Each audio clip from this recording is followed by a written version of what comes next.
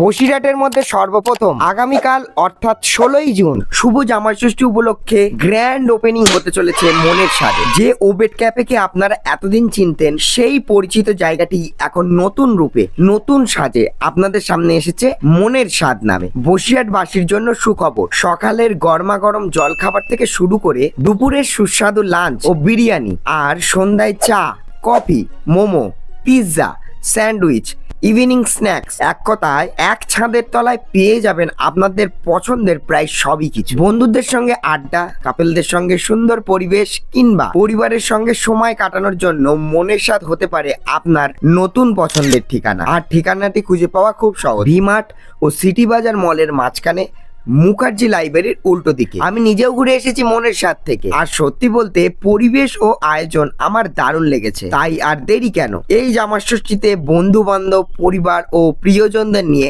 একবার অবশ্যই চলে আসুন বসিরহাটের নতুন আকর্ষণ মনের স্বাদে। পূর্বের ওবেট ক্যাফে এখন নতুন পরিচয়ে মনের স্বাদ।